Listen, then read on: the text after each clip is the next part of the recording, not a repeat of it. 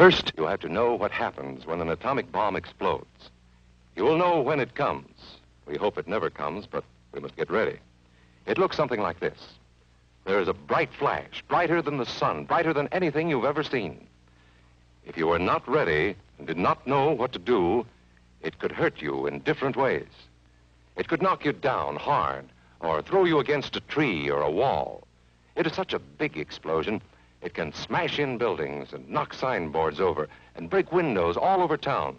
But if you duck and cover like Bert, you will be much safer. Hi, and welcome to a special Nuclear Armageddon edition of N's Division. I'm Glenn Reynolds.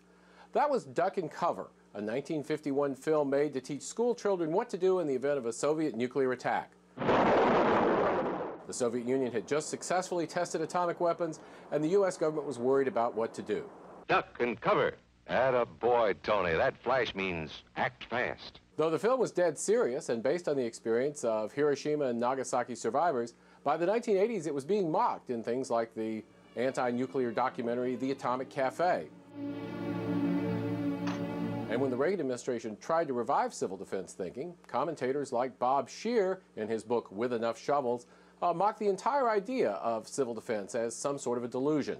Now, however, the Obama administration seems to be bringing back the idea of duck and cover, and this time the lefty critics are keeping quiet. And that's a good thing, because with the idea of nuclear weapons falling into the hands of terrorists and rogue states, it's probably time to be thinking about what to do in the case of a nuclear attack all over again. The risk of nuclear attack has gone up. The Obama administration has quietly released a report called Planning Guidance for Response to a Nuclear Detonation that tells federal, state, and local officials what to do in the event of a nuclear attack. And not surprisingly, it looks a lot like duck and cover. That's because while politics may change, physics remain the same.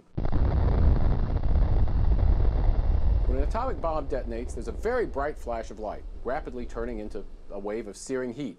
That's followed very shortly by the blast, and then 30 minutes to an hour later by the fallout that settles out of the mushroom cloud.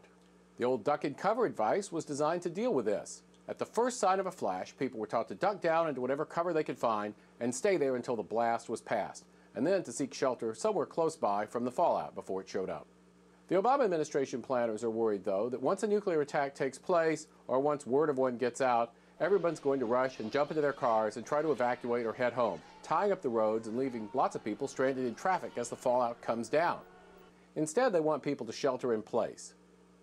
To some Americans, this may seem odd, remembering the multi-megaton Armageddon shown in things like Dr. Strangelove or the Terminator movies. They may think there's no point in hiding out at all. But in fact, it makes a big difference. A terrorist nuclear attack is likely to be much smaller than the Hiroshima bomb, much less the multi-megaton bombs of the Cold War, and sheltering in place is likely to make a very large difference in terms of protection from fallout. Fallout radiation follows the rule of 7. 7 hours after the explosion, it's dropped to 1/10 its original power. 7 times 7, or 49 hours later, 2 days basically, it's 1/100th of its power.